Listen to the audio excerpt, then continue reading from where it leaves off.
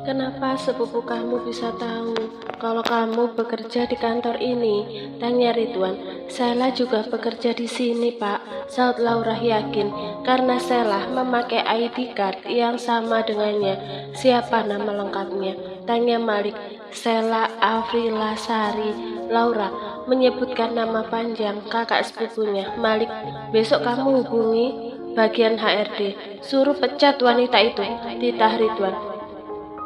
Blokir akses dia agar tidak bisa masuk ke kantor ini lagi.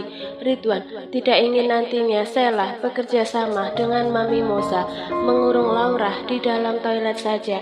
Dia bisa apalagi membawa Laura keluar kantor dan selanjutnya diserahkan pada anak buah Mami Moza. Keesokan harinya, jam 9 pagi, Sheila dipanggil ke ruang HRD. Ruangan tersebut berada di lantai 2. Perasaannya mendadak tidak enak. Dia mulai menerka-nerka apa perbuatannya kemarin siang terhadap Laura diketahui oleh orang lain. Setahu dia CCTV di lobi beberapa hari yang lalu masih diperbaiki. Jadi menurutnya tidak ada bukti yang bisa menjeratnya. Sheila membuka pintu ruangan saat dipersilahkan masuk. Bapak memanggil saya, tanya gadis itu setelah masuk ke dalam ruang HRD. Iya, silakan duduk, ucap pria bernama Bobby itu. Sheila langsung mengambil tempat duduk di depan meja Pak Bobby. Pria berusia 40 tahun itu langsung menyodorkan sebuah surat pemecatan ke depan meja Sheila. Ini apa, Pak? Tangannya menunjuk ke arah amplop berwarna putih. Itu surat pemecatan kamu. Dipecat? Kenapa saya dipecat, Pak? Memangnya saya ada salah apa? Kemarin kamu dengan sengaja mengurung Laura di toilet. Mengurung? Kata siapa, Pak? Apa ada buktinya? Laura sendiri yang bilang kalau kamu mengurung dia di toilet. Ini fitnah, Pak. Dia cuma mengada-ngada, menuduh tanpa bukti. Semua orang juga bisa mengada-ada dengan menunjuk siapa saja sebagai pelaku, protes Laura. Meskipun CCTV di lobi sedang rusak, ada 2 orang yang melihat kamu menarik tangan Laura ke arah lorong menuju toilet.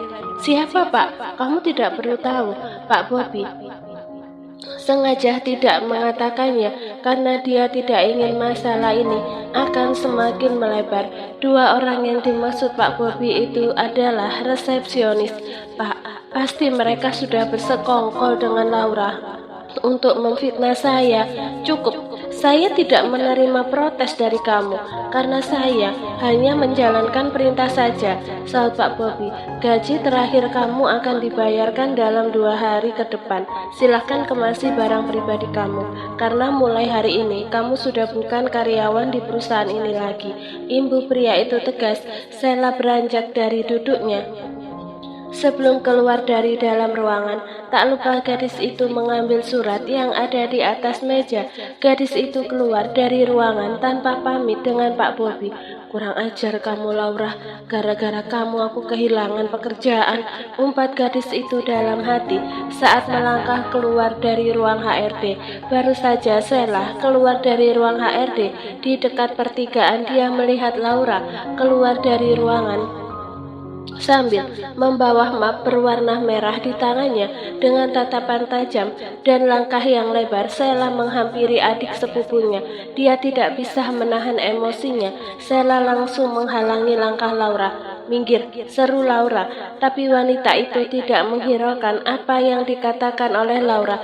Berani sekali kamu mengatakan kalau aku yang mengurung kamu itu aku. Gara-gara ucapan kamu, aku dipecat dari perusahaan ini, geram wanita itu. Kenapa? Aku tidak berani. Untuk apa aku menutupi kejahatan kamu? Jangan bisanya menyalahkan aku. Kamu pantas mendapatkannya. Makanya kalau masih punya otak itu dipakai berpikir, karena setiap tindakan itu pasti ada resikonya. Mendengar ucapan Laura, hatinya semakin panas. Dia langsung mengangkat tangannya untuk memukul pipi Laura, tapi lagi-lagi tangannya berhasil ditangkap oleh Laura. Dulu aku biarkan kalian menindasku karena aku masih tinggal dengan kalian, tapi tidak dengan sekarang. Laura menghempas tangan Sheila, lalu mendorong bahu kanan Sheila, sehingga membuat kakak sepupunya itu memiringkan tubuhnya. Di saat itulah Laura bisa lewat. Sudah beberapa minggu ini Monica tidak bertemu dengan putrinya. Akses dia bertemu dengan Siren benar-benar ditutup. Hanya untuk menghindari Delon, Monica menghabiskan waktunya jalan-jalan bersama Kiran. Wanita itu berharap dia bisa bertemu dengan Siren saat berada di taman, mall, dan tempat hiburan yang lainnya, karena menurutnya saat ini hanya itulah satu-satunya cara agar dia bisa bertemu dengan Siren. Hari ini Siren kembali meminta bertemu dengan mama kandungnya. Anak kecil itu sudah beberapa minggu tidak bertemu dengan Monica. Sudah berbagai cara Alea mengalihkan perhatian anak kecil itu dengan berbagai kegiatan, seperti salah satunya les piano. Darrell mendatangkan guru les ke mansionnya. Sudah 20 menit Siren berada di ruangan musik bersama guru lesnya.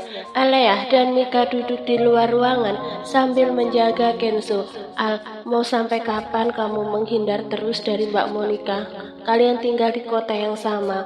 Rasaku akan sulit bagi kamu untuk terus menghindar dari Mbak Monica, ujar Mika. Aku juga bingung, Mik, sautnya sambil bersuara pelan.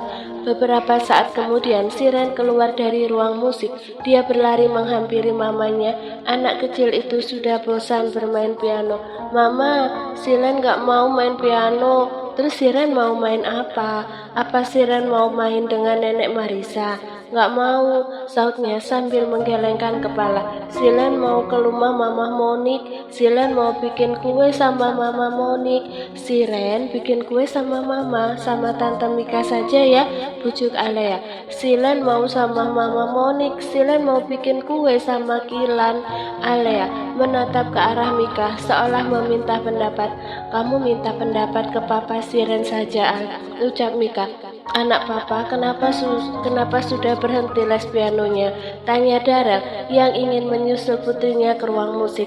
Siren cuma 20 menit saja mau diajarkan, Pak, ujar Ibu Susana. Wanita berusia 45 tahun itu merasa tidak enak pada Darrell. Ia tidak apa-apa, jangan dipaksakan, saudara sambil memangku Kenzo.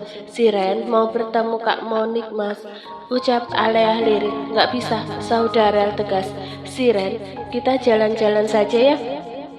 Makan es krim mau nggak? Iya Pak, mau, saut anak kecil itu dengan penuh semangat. Mika, kamu sudah boleh pulang, biar saya saja yang menemani mereka jalan-jalan, ujar Darrell. Baik Pak, kalau begitu saya permisi pulang dulu. Tak lama setelah Ibu Susana dan Mika pulang, Darrell bersama keluarga kecilnya langsung masuk ke dalam mobil. Pria itu mengemudikan sendiri mobilnya. Mas, Siren makan es krimnya di mana? Jangan di pondok es krim ya, tanya Alea, karena wanita itu melihat Darrell membawa mobil bukan ke arah mall. Terus kami maunya di mana? Di mall saja, Mas. Aku mau sekalian memberi barang. Darrell terpaksa memutar balik arah mobilnya. Sebenarnya pria itu malas pergi ke mall karena biasanya Monica setiap weekend sering menghabiskan waktu di mall. Baru saja menginjak teras mall, sesuatu yang dihindari oleh Darrell sudah menyapa. Siren, Monica memanggil putrinya. Wanita yang sedang menggendong Kiran itu langsung mempercepat langkahnya. Mama Monik, saut Siren dengan mata berbinar. Al, kenapa kamu memblokir nomor kakak?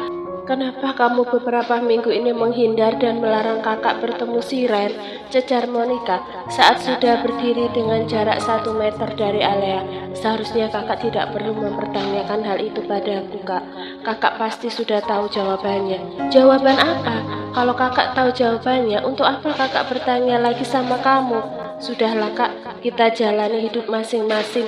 Yang penting Siren sudah tahu kalau kamu adalah ibunya juga.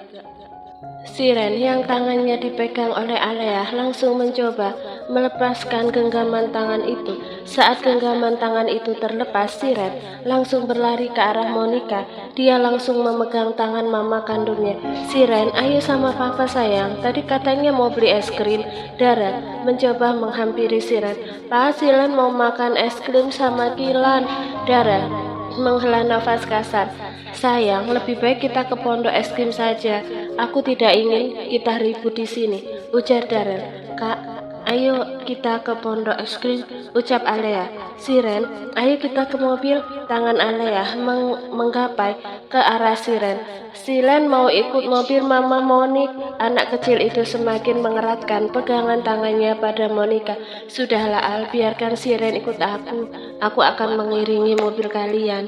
Karena tidak ingin ribut di pusat perbelanjaan, Alea dan Daryl mengalah. Keduanya kini melangkah kembali ke arah tempat parkir mobil. Monica sangat senang sekali Siren lebih memilih dirinya dibanding Alea ataupun Daryl. Setelah menempuh waktu 15 menit di perjalanan, kini mobil yang dikemudikan oleh Daryl dan Monica sudah tiba di halaman pondok es krim. Hanya ada mobil mereka saja di sana. Pondok es krim saat ini sepi oleh pengunjung. Orang lebih memilih belanja es krim di mall karena mereka bisa sekalian berbelanja. Hingga sampai di halaman pondok es krim pun, Siren masih betah memegang tangan Monica. Ini mungkin karena efek terlalu lama tidak bertemu dengan mama kandungnya. Daryl dan Alea mengambil tempat duduk di pojok ruangan, sedangkan Monica bersama kedua putrinya langsung memesan es krim. Setelah memesan es krim, Monica mengajak kedua putrinya menuju tempat Daryl dan Alea duduk. Kini mereka sudah duduk berseberangan. Monica diapit oleh kedua putrinya. Aku mau tanya sama kalian, kenapa kalian melarang aku bertemu dengan Siren? Bahkan untuk menelpon saja aku tidak bisa, ucap Monica protes. Selama ini aku dan Mas Daryl sudah bersedia memberi kakak jalan untuk bertemu dengan Siren, tapi kakak justru memanfaatkan Siren untuk mendekati Mas Daryl. Sekarang yang aku lihat, tujuan kakak bukan Siren lagi, tapi Mas Daryl. Aku tidak seperti itu, Al. Kamu hanya salah paham saja, sangkal Monica. Seorang pelayan datang membawakan es krim pesanan Monica. Obrolan mereka sementara terhenti. Siren dan Kiran mulai menikmati es krim mereka. Aku minta pada kalian, tolong jangan tutup akses aku untuk bertemu dengan Siren. Tolong kalian jangan egois. Siren juga butuh kebersamaan denganku. Apa tadi kalian tidak melihatnya saat di mall, bagaimana dia terhadapku? Kalau kalian merasa tidak yakin, biar Mika saja yang menjadi perantara antara aku dan Siren, ucapnya berusaha meyakinkan. Baik, tapi aku hanya memberikan kamu waktu bertemu 2 minggu sekali saja, saudara. Kenapa tidak tiap minggu? Bukankah kalian selalu bersamanya setiap hari? Setuju atau tidak, ada akses sama sekali, tegas Daryl. Akhirnya Monica setuju dengan pembagian waktu yang ditentukan oleh Daryl, meskipun itu sangat tidak adil baginya, pikirnya. Setelah tercapai kesepakatan itu, tidak ada pembicaraan lagi di antara mereka. Sambil menunggu Siren menghabiskan es krimnya, Daryl menyibukkan diri bercanda dengan Kenzo yang sedang duduk di pangkuan Alea. Anak kecil itu langsung tertawa menggemaskan. Hal tersebut tak luput dari perhatian Monica. Muncul lagi rasa penyesalan di hati wanita itu. Andai dulu dia tidak meninggalkan Daryl, sudah pasti dia juga merasakan perlakuan yang sama ketika memangku Siren saat seumuran dengan Kenzo. Es krimnya sudah habis, Ma. Siren meletakkan gelas es krim tersebut ke atas meja. Perhatian Monica kini teralih pada Siren. Wanita itu gegas mengambil 2 lembar tisu dan langsung mengelap mulut putrinya. Siren, es krimnya sudah habis. Ayo kita ke toko mainan. Papa ingin membeli mainan untuk Kenzo, ujar Daryl sambil beranjak berdiri dari duduknya. Biarkan Siren bersamaku dulu. Kami sudah lama tidak bertemu. Pertemuan ini terlalu singkat. Nanti jam 5 sore, Mika bisa menjemputnya di rumahku. Monica mencoba bernegosiasi, tapi tidak ditanggapi oleh Daryl dan Alea. dan Alea. "Siren, ikut ke rumah mama ya, nanti kita bikin kue." Ibu wanita itu membujuk putrinya. "Ayo Siren, nanti kamu mau beli mainan apa?" tanya Darel. "Aku mau mainan dokter-dokteran, Pak." Siren beringsut turun dari kursi. Dia lebih tertarik dengan penawaran papanya. Darel dan keluarga kecilnya kemudian keluar dari tempat itu tanpa berpamitan terlebih dahulu dengan Monica, membuat mama dari Kiran itu langsung mendengus kesal. Lama tidak terdengar kabar Bianca. Saat ini perusahaan yang dipimpin oleh ibunya sedang berada di ujung tanduk. Hal ini disebabkan oleh penyelewengan yang dilakukan oleh kepala divisi keuangan. Selain itu, beberapa bulan terakhir ini perusahaan juga selalu kalah tender. "Bianca, ini semua gara-gara kamu. Andai saja kamu tidak hamil anak dari pria bajingan itu, pasti sekarang perusahaan kita masih baik-baik saja dan pernikahan kamu dengan Ridwan tidak dibatalkan," tutur Mama Bianca menyalahkan putrinya. Wanita yang bernama Siska itu sekarang sudah jarang pergi ke perusahaan karena kondisi perusahaan yang memburuk berimbas pada kondisi kesehatan wanita itu juga yang semakin hari semakin menurun. "Mama, jangan menyalahkan aku terus. Jangan lagi mengungkit masalah yang sudah berlalu. Di saat seperti ini seharusnya kita sama-sama memikirkan jalan keluar, bukan cuma menyalahkan," protes Bianca. Dia tidak terima disalahkan oleh mamanya. "Mama hanya mengkhawatirkan nasib kamu saja, Nak. Kamu masih muda, hidupmu masih panjang. Apalagi kamu sekarang sedang hamil. Bagaimana nasibmu kelak setelah perusahaan gulung tikar? Kesehatan Mama juga semakin hari semakin menurun. Sepertinya Mama tidak akan lama lagi di dunia ini. Kalau kamu tidak memiliki suami, siapa yang akan menjagamu kelak, Nak? Sudah lama, jangan berpikiran yang jelek-jelek terus. Lebih baik kita berpikir bagaimana caranya supaya perusahaan tetap bisa berdiri." 2 minggu berlalu. Pagi ini Siren diantar oleh Mika ke rumah Monica. Anak kecil itu akan berada di rumah mama kandungnya hingga jam 4 sore. Siren sangat senang sekali karena dia bisa bermain dengan Kiran dan membuat kue bersama Mama Monica. "Ma, hari ini kita bikin kue apa?" tanya Siren saat melihat Monica mengadon kue di dapur. "Hari ini kita membuat kue putri salju," saut wanita itu. Dia baru saja menyelesaikan adonan kue itu. "Siren, cuci tangannya dulu, Nak. Setelah itu bantu Mama untuk membuat bulatan seperti ini," ucap Monica sambil mencontohkan cara membuat bulatan-bulatan kecil pada adonan. Kegiatan seperti itu berlangsung hingga 30 menit. Selesai membuat kue, Monica mengajak anak-anaknya pergi jalan-jalan sebentar. Mereka ingin makan siang di luar. Hari ini Siren ingin makan ayam Kentucky di tempat biasanya. Dia dan papanya makan di sana. Jam 1 siang, mereka sudah tiba di rumah. Monica menyuruh kedua putrinya untuk tidur siang. Keduanya langsung tidur di ranjang kamar utama. Sementara menunggu putrinya tidur, Monica membuka laptopnya. Ada banyak pekerjaan kantor yang harus dia selesaikan. Kedua anak kecil itu tidur hanya sebentar saja, 90 menit. Kemudian mereka sudah bangun. Kiran langsung menghampiri mamanya. Dia ikut memencet tombol berbentuk segi 4 pada laptop mamanya. "Siren, ajak adik kamu main di luar. Kerjaan Mama masih banyak," seru Monica. "Iya, Ma." Siren menuntun tangan Kiran menuju ruang tamu. Mainan masak-masakan yang ada di dalam kardus Siren tumpah di ruangan itu. Kiran turun naik di sofa. Anak kecil itu tidak ikut bermain masak-masakan dengan kakaknya. Dia lebih senang melompat-lompat di sofa itu. Hingga akhirnya terdengar suara tangisan Kiran. Kiran jatuh dari sofa.